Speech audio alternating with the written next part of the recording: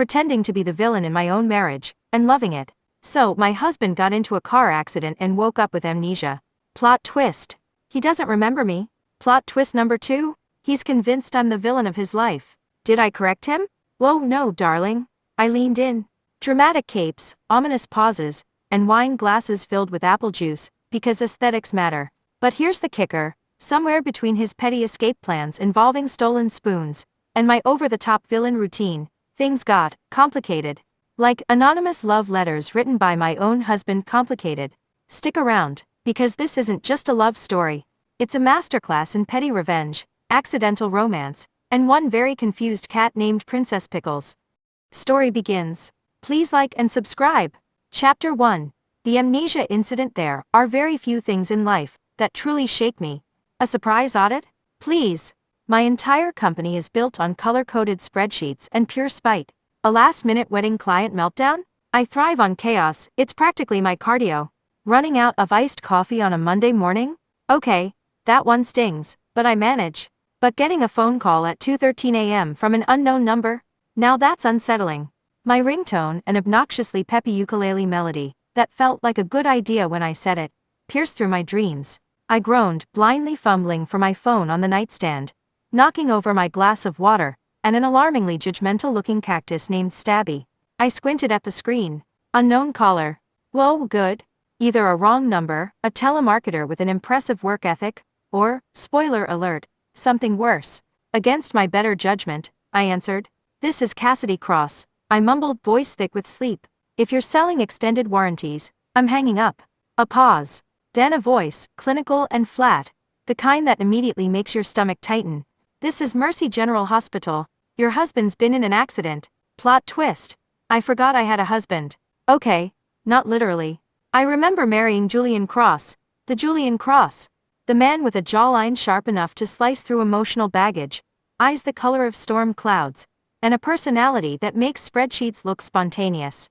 But our marriage wasn't exactly drenched in romance. Picture less soulmates entwined by fate and more strategic alliance with occasional petty bickering. A PR stunt wrapped in designer packaging with tax benefits and matching monogram towels. Or so I thought.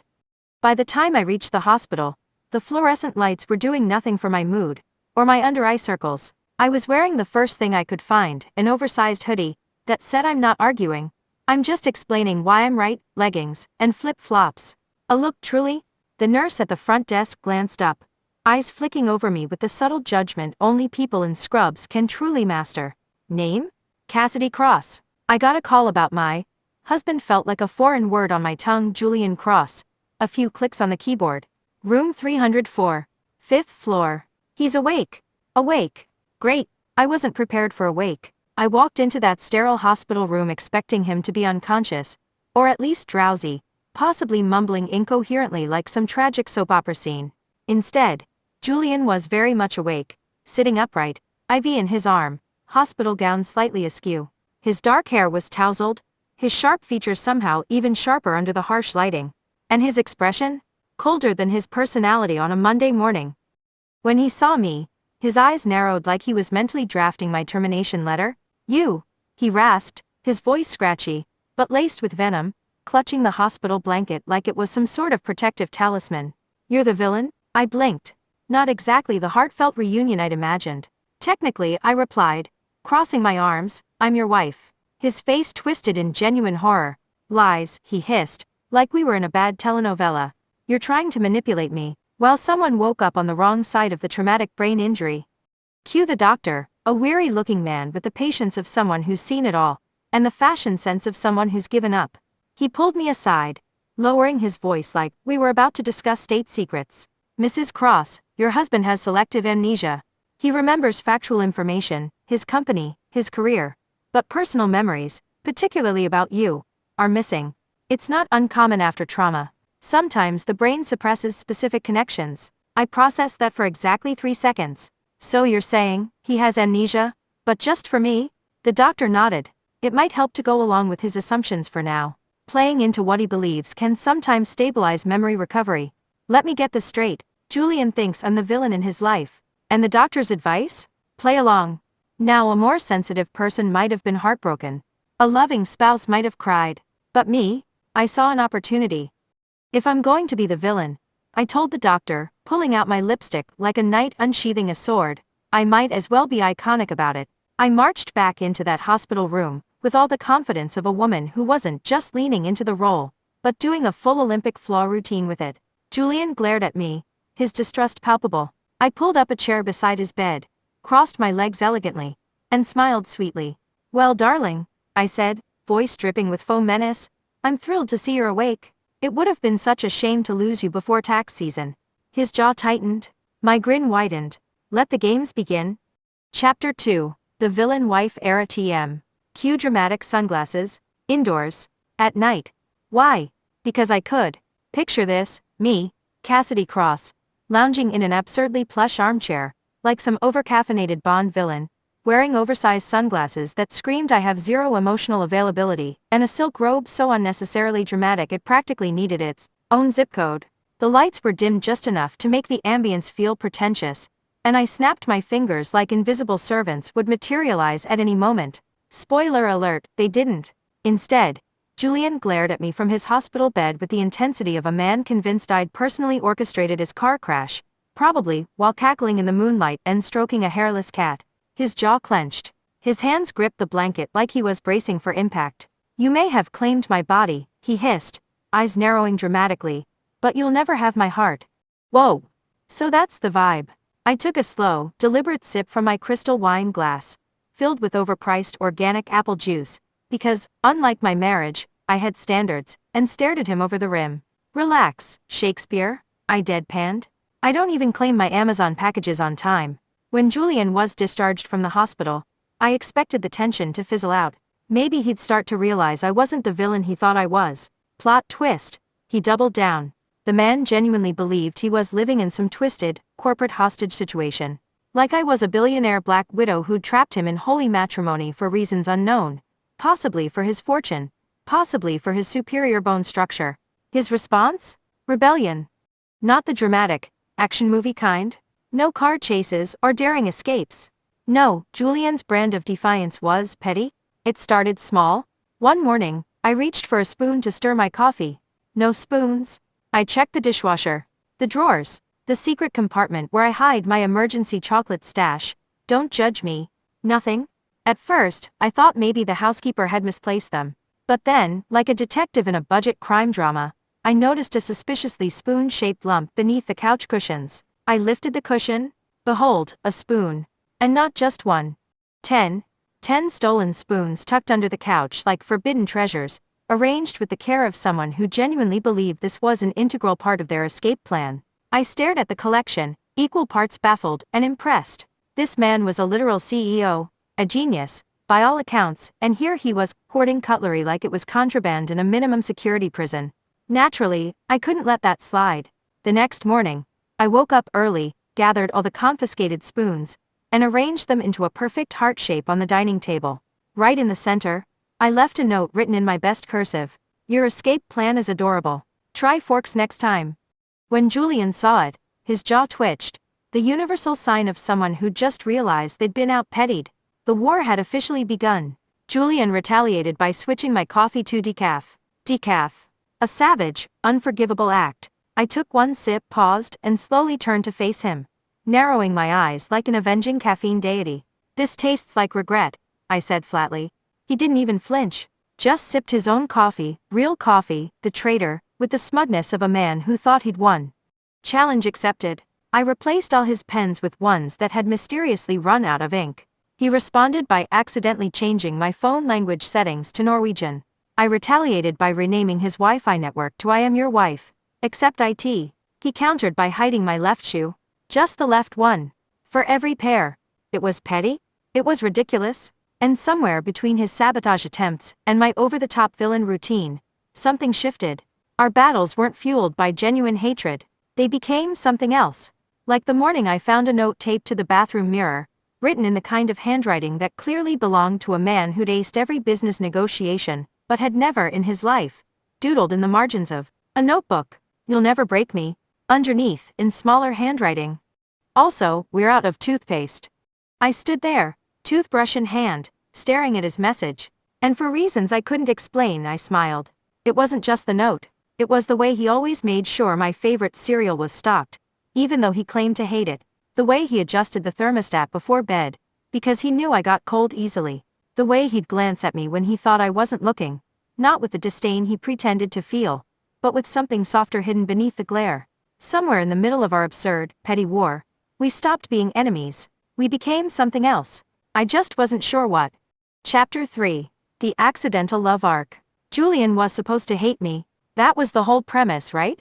Villainous wife traps unsuspecting CEO in a loveless marriage, doomed to a life of petty sabotage and overpriced therapy sessions. We had the dynamic down to a science, me, the dramatic ice queen, and him, the brooding victim, plotting his next spoon heist. But somewhere between the passive-aggressive post-it notes and the great Wi-Fi war of last Tuesday, things shifted.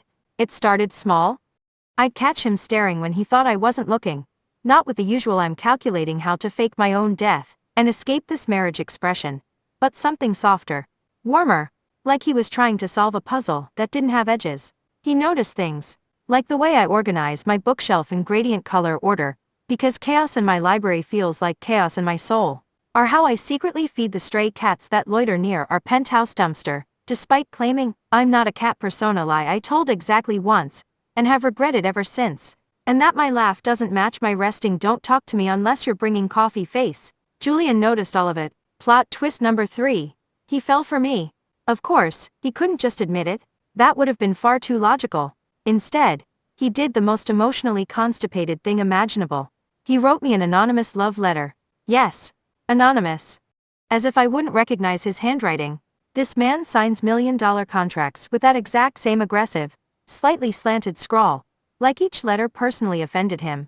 I found the letter casually slipped between my planner pages one morning. It was written on unnecessarily expensive stationery, of course, with the faintest hint of his cologne, because subtlety is for amateurs.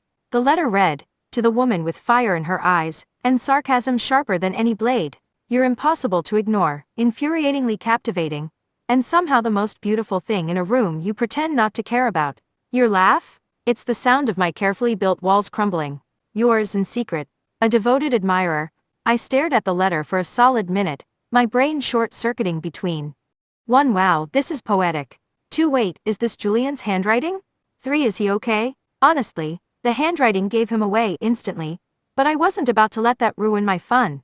Later that evening, I sauntered into the living room with the letter held aloft like it was the lost scrolls of some ancient civilization. Julian was sprawled on the couch, pretending to read a book but clearly watching me from the corner of his eye, his jaw tighter than a Wi-Fi password you regret setting. I cleared my throat dramatically. Oh my God, I announced. I have a secret admirer. Julian's reaction was immediate. He froze, the book slipping slightly in his grip, knuckles whitening around the edges. His face turned the color of expired yogurt, sort of pale with a hint of did I leave the stove on? Panic. Whoa. He managed, voice an octave too high. A secret admirer? Yes, I said, grinning like a gremlin. I hope he's taller than my current husband. His eye twitched. Victory. But did Julian admit defeat? Of course not. No, this man, this grown adult with an Ivy League degree, decided the logical next step was to get jealous of himself. I kid you not, a few days later, I found another letter. Same fancy paper. Same scent of his cologne. But this time, a new admirer. To the woman too extraordinary for just one admirer. I see the way he tries to win your attention. But he doesn't deserve it. Not like I do. If he had any sense, he'd tell you how he feels instead of hiding behind anonymous notes like a coward. But I'm not a coward. Your real secret admirer. I had to sit down. Not because I was overwhelmed with emotion, but because I was laughing so hard I nearly pulled a muscle. Julian had created 2 secret admirers. Both of them were Julian. And me? I was living for the drama. I burst into the kitchen, holding the new letter like it was Exhibit A in a courtroom. Well, I said, leaning against the counter. It seems I have another secret admirer. This one's feisty. Julian, pretending to casually slice an apple like his life didn't depend on the next 5 seconds, shrugged, his jaw clenched tighter than ever. Maybe you're just very admirable. I bit back a grin. Wow, 2 admirers fighting over me? What will I do? His grip on the knife slipped slightly, sending the apple rolling off the counter. I've never been more delighted. The letters kept coming. Some sweet, some dramatic, one oddly philosophical about the fleeting nature of time, and the inevitability of death. Okay, Julian, calm down. I played my part perfectly, leaving the letters out in the open, sighing wistfully when I thought he was nearby, and occasionally muttering things like, I wonder if secret admirer number 1 is better looking than secret admirer number 2. Julian's responses grew increasingly unhinged. One day, he accidentally knocked over my coffee mug, muttering, oops. Another time, he claimed he hated the pretentiousness of handwritten letters, while aggressively stabbing his salad. It was beautiful. Somewhere between the jealousy, the letters, and the petty competitions, something real settled in the spaces between us. A look held too long, a laugh we weren't supposed to share, a quiet moment that felt heavier than silence. Julian may have been an idiot for falling in love with me anonymously, but I was just as bad for falling in love with the idiot right back. Not that I'd admit it, of course. Where's the fun in that? Chapter 4, The X Factor? Enter Nathaniel Chase. My smug, narcissistic ex-fiancé, with a jawline that thinks it's more important than world peace, and teeth too white to be trusted. You know, the type, perfectly tousled hair that says I woke up like this, but took 45 minutes, and a custom pomade. The man whose charm, expensive cologne, and the unmistakable aroma of bad decisions. I hadn't thought about Nathaniel in ages, mostly because my brain did a hard factory reset every time he wore boat shoes unironically. But there he was, swaggering into one of my meticulously planned, high-profile events like he owned the place. His smile was weaponized confidence, the kind that had once made me swoon, and now just made me want to call pest control. Cassidy, he purred, because of course he purred. You look devastatingly radiant. I blinked. Whoa. You're still alive. Good for you. The universe, being the petty trickster it is, decided that Julian would overhear Nathaniel's desperate attempt to win me back. I wasn't worried. Nathaniel's idea of romance was quoting his own TED Talk and flexing his knowledge of artisanal olives. But Julian? He reacted like he'd just discovered he was the second lead in a soap opera. I'm just a stand-in for him. Julian exploded from across the room, knocking over an innocent vase that had clearly done nothing to deserve this. The dramatic flair? Chef's kiss. Without missing a beat, I crossed my arms, deadpan. Nathaniel's like soggy cereal, he existed, but nobody misses him. Julian wasn't convinced. His ego bruised and his emotional stability hanging by a thread. He did what any rational adult man would do in this situation. He announced he was dating someone new. His new girlfriend? Our housekeeper's cat. Yes. A literal cat. Princess Pickles. Let me paint you a picture, Julian. The same man who once argued that emotions were inefficient, holding a fluffy white Persian cat like she was his ride or die. He even staged a photo shoot. Yes, an actual photo shoot, with Princess Pickles, posting overly filtered selfies on social media. Captions included, "At least Pickles appreciates me. Brunch date with my girl. She's perfect." And my personal favorite, "Unlike some people, Pickles doesn't play games." I stared at my phone, blinking, at a photo of Julian, wearing sunglasses indoors, Princess Pickles perched on his lap like she paid rent. Naturally, I did the only logical thing. I sent flowers to the cat. The card simply read, "Congrats on the new relationship. Hope he's less dramatic with you. XO, Cassidy." Chapter 5, The Great Escape. Attempt number 47, Julian's Piss de Resistance? His magnum opus of melodrama? The Great Escape. I should have known something was up when the doorbell rang at 3 p.m. Julian never answered the door. He claimed it was beneath his schedule, and also probably a cult recruiter. But that day? Suspiciously eager, I opened the door to find a delivery guy. Sunglasses. Indoors. Check.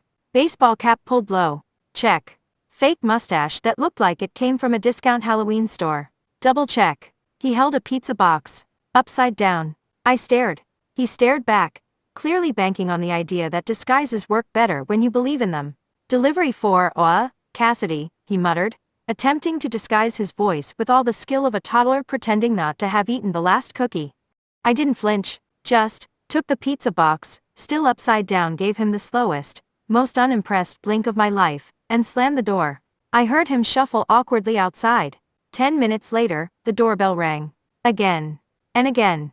When I finally opened it, he was standing there, sunglasses slightly askew, fake mustache peeling at the edges, holding the now squished pizza like it was a hostage. I sighed. Wow. My prisoner really enjoys outdoor activities. The thing is, somewhere between the fake relationships with cats and the failed prison breaks, our petty rivalry started to feel different. The lines blurred. His insults got softer.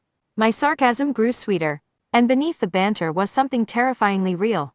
Flirtation disguised as fighting. Affection hidden in eye rolls. I wasn't sure where the lies ended and the feelings began. And honestly, that was the scariest plot twist of all. Chapter 6. The Secret Stash. It all started with the search for a stapler. Not even a fancy one, just your standard, soul-sucking office stapler, the kind that mysteriously disappears into the same void as missing socks and my patience during morning meetings. Julian had been hoarding office supplies like a corporate raccoon, so naturally, I went snooping in his office. And that's when I found it. A box. Not labeled taxes or boring CEO things like the others, but tucked in the back of his sleek, glass and steel bookshelf like it was hiding from the light, or from me. Now, to be clear, I am not a naturally nosy person. I simply possess an above-average curiosity paired with a healthy disregard for boundaries when they involve people who faked amnesia to avoid me. So, obviously, I opened it. Inside was a collection of random, seemingly insignificant items. Old, crumpled movie ticket stubs from films I'd long forgotten existed. Faded postcards from cities I'd never been to with messages like, "Thought of you today, JC." A napkin from a diner in the middle of nowhere with a doodle of a terrible bunny. Correction, a terrible ceramic bunny. I blinked. My brain did that thing where it tries to connect dots that aren't even on the same page. Because I knew this bunny? It was my bunny. I made it in middle school during a mandatory arts and crafts day, convinced I was sculpting the next masterpiece of modern art. In reality, it looked like a marshmallow had melted and grown ears. But here it was. In Julian's secret stash. I pulled out an envelope filled with folded notes. The handwriting was unmistakably his, sharp, precise, with the kind of confidence that only comes from someone who uses fountain pens unironically. One note read, "She still laughs the same way. Like the world owes her joy." Another, "I wonder if she remembers me. Probably not, but I remember everything." I sat back, heart doing something annoying and squishy. Wait, I'm the stand-in? For myself. Plot twist. Apparently, Julian Cross, the man who once argued with me over the philosophical importance of dishwasher etiquette, had been in love with me for years. Years. We met as kids. He remembered. I didn't. Cue emotional whiplash. I stared at the ceramic bunny, feeling betrayed by its lopsided innocence. I wasn't sure if I wanted to scream, laugh, or auction it off on eBay as artifact of emotional confusion. Chapter 7. Memory returns, or does it? If my life were a soap opera, and let's face it, at this point, it basically was, there would have been dramatic music swelling in the background when Julian hit his head. Again. Yes. Again.